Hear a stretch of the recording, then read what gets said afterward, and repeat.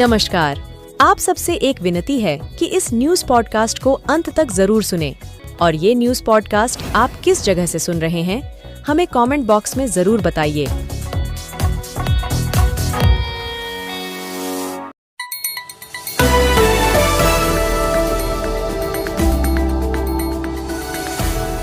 आइए एक नजर डालते हैं प्रदेश की उन 10 बड़ी खबरों पर जो आज सुर्खियों में रही।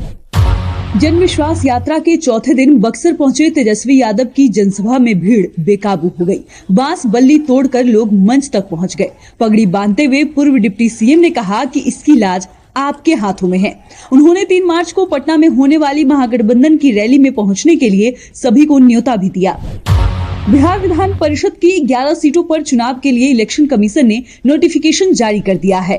4 मार्च से नामांकन होगा, 21 मार्च को वोटिंग हो सकती है। इसी दिन नतीजे भी घोषित कर दिए जाएंगे। उच्च सदन से सीएम नीतीश कुमार और राबड़ी देवी का भी कार्यकाल मई में समाप्त हो रहा है।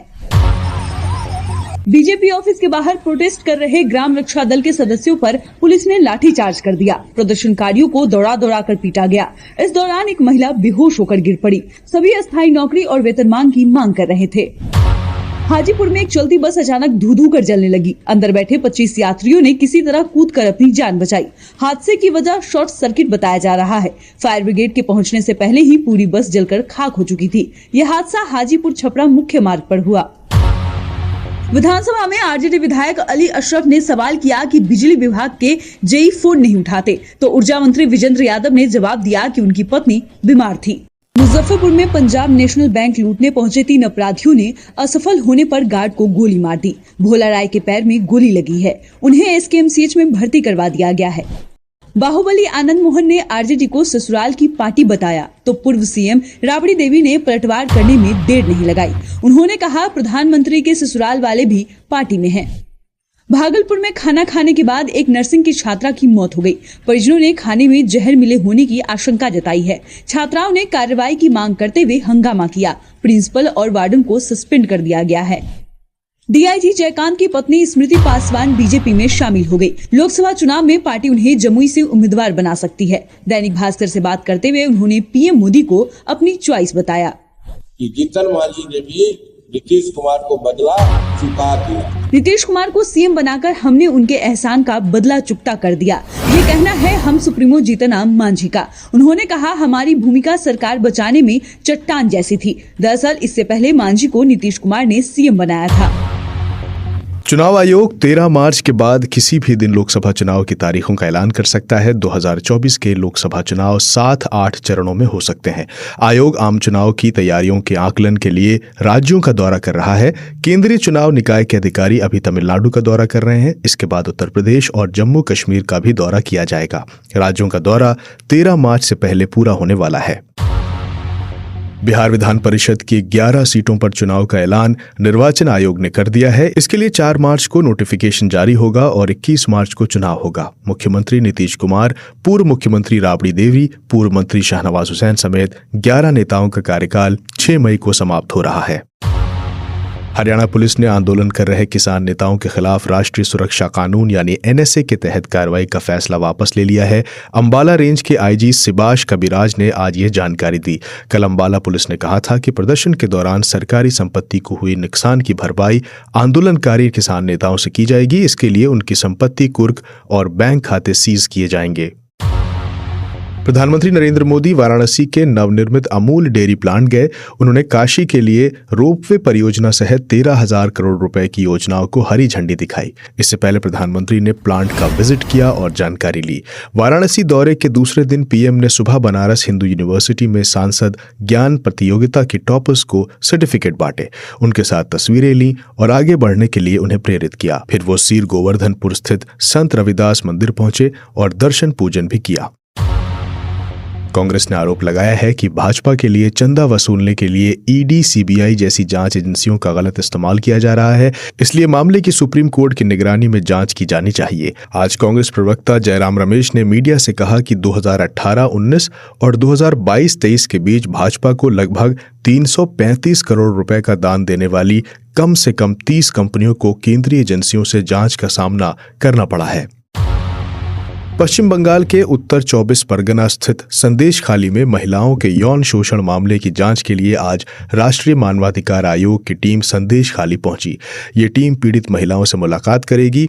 इससे पहले भाजपा की महिला टीम को संदेश खाली जाने से पुलिस ने रोक दिया था। इसकी अगुवाई भाजपा सांसद लॉकेट चैटर्जी कर रही थी। डेलीगेशन और पुलिस के बीच बहस भी हुई। इसके बाद लॉकेट को हिरासत में ले लिया गया। गृह मंत्री अमित शाह पर टिप्पणी मामले में कांग्रेस नेता राहुल गांधी के खिलाफ निचली अदालत में ट्रायल जारी रहेगा। राहुल गांधी की तरफ से एमपी एमएलए कोर्ट के समन के खिलाफ झारखंड हाईकोर्ट में याचिका दाखिल की गई थी, जिसे आज हाईकोर्ट ने रिजेक्ट कर दिया। ये मामला 2018 का है, जब राहुल ने कर्नाटक चुनाव के दौरान कहा था कि जो पार्टी ईमानदारी की बात करती है उसका अध्यक्ष हत्या का आरोपी है। इसके बाद सुल्तानपुर के भाजपा नेता विजय मिश्र ने 4 अगस्त 2018 को राहुल के खिलाफ मानहानि का केस दायर किया था। गुजरात के वेरावल बंदरगाह से 350 करोड़ रुपए कीमत की हेरोइन जब्त की गई है। करीब 50 किलो हेरोइन का ये जत्था समुद्र के रास्ते मछली पकड़ने वाली नाव से वेरावल लाया गया था। सुरक्षा एजेंसियों को कल रात ही नाव से हेरोइन लाने की सूचना मिल गई थी। इसके बाद तड़के सुबह तक ऑपरेशन को अंजाम दे दिया गया। कल रूस यूक्रेन जंग के 2 साल पूरे हो जाएंगे। इससे पहले आज जंग के प्रभावित कुछ यूक्रेनी बच्चे यूनाइटेड नेशन सिक्योरिटी काउंसिल के प्राइवेट सेशन को संबोधित करेंगे। ये संबोधन जंग में यूक्रेन को हुए मानवीय नुकसान पर ध्यान खींचने के लिए आयोजित किया जा रहा है। यूक्रेन ने इसकी पहल की है। यूक्रेन को उम्मीद है कि बच्चों की बात सुनने के बाद अमेरिका उसकी मदद करेगा। हफ्ते के आखिरी कारोबारी दिन यानी आज शेयर बाजार में तेजी देखने को मिली। मार्केट ओपन होते ही निफ्टी ने 22,297 का ऑल टाइम हाई स्कोर बना दिया। इसके पहले 21 फरवरी को निफ्टी ने 22,249 का ऑल टाइम हाई पॉइंट बनाया था। वहीं सेंसेक्स के 30 शेयरों में से 24 में तेजी और 6 में गिरावट देखने को मिली है। केंद्रीय मत्स्य पशुपालन और डेयरी मंत्री परषोत्तम रुपाला ने कहा है कि केंद्र सरकार ने मछुआरों की मौत का मुआवजा 1 लाख रुपए से बढ़ाकर 5 लाख रुपए कर दिया है। श्री रुपाला ने आज कोलकाता में 13वें भारतीय मत्स्य पालन मंच के उद्घाटन कार्यक्रम को संबोधित किया। श्री रुपाला ने बताया कि सरकार ने देश के मछुआरों के लिए कई बीमा योजनाएं शुरू की हैं। सरकार उनके लिए किसान क्रेडिट कार्ड की तर्ज पर क्रेडिट कार्ड की शुरुआत भी करेगी। वाणिज्य और उद्योग मंत्री पीयूष गोयल ने कहा है कि भारतीय अर्थव्यवस्था पटरी पर है। ये प्रधानमंत्री नरेंद्र मोदी के नेतृत्व में अच्छी स्थिति है।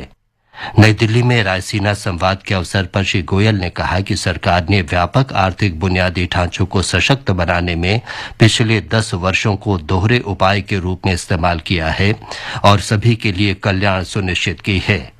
उन्होंने कहा कि startup India, make in India और डिजिटल इंडिया सहित सरकार द्वारा लागू की गई विभिन्न योजनाओं ने भारतीय अर्थव्यवस्था को बढ़ावा दिया है। श्री गोयल ने कहा कि भारत अंतर्राष्ट्रीय संबंधों के लिए अपने द्वार खोल रहा है। श्री गोयल ने कहा कि भारत सबसे तेजी से विकसित हो रही अर्थव्यवस्था है। ये वर्ष 2027 तक तीसरी सबसे बड़ी अर्थव्यवस्था बन जाएगा। रेल मंत्री अश्विनी वैष्णव ने कहा है कि सूरत और बिलीमोरा के बीच तीव्र गति के रेल गलियारे का पहला खंड वर्ष 2026 में शुरू हो जाएगा। वे 508 किलोमीटर लंबे गलियारे के निर्माण कार्य की समीक्षा के बाद मुंबई में संवाददाताओं से बातचीत कर रहे थे। उन्होंने कहा कि तीव्र गति के इस लाइन से आर्थिक विकास होगा। श्री वैष्णव ने बताया कि 284 किलोमीटर लंबा बुलेट ट्रेन गलियारा गुजरात में तैयार है। महाराष्ट्र में बांद्रा कुर्ला कॉम्प्लेक्स और शिल्प हाट के बीच समुद्र के अंदर बनने वाली 21 किलोमीटर लंबी रेल सुरंग में से पहले 7 किलोमीटर का काम शुरू हो गया है। अमृत भारत स्टेशन योजना के अंतर्गत गुजरात के सूरत रेलवे स्टेशन को यात्रियों के लिए विश्व स्तरीय सुविधाओं के साथ विकसित किया जा रहा है। इसके अंतर्गत परिवहन के सभी साधनों को एकीकृत करने वाला निर्बाध मल्टी मॉडल ट्रांसपोर्ट हब बनाया जा रहा है। आकाशवाणी समाचार से बातचीत में सूरत मल्टी मॉडल ट्रांसपोर्ट हब के मुख्य कार्यकारी अधिकारी तुषार मिश्र ने कहा कि इस परियोजना में रेलवे, मेट्रो, बस, रैपिड ट्रांजिट सिस्टम और सिटी बस सहित परिवहन के विभिन्न साधनों को एक ही जगह से संचालित किया जाएगा।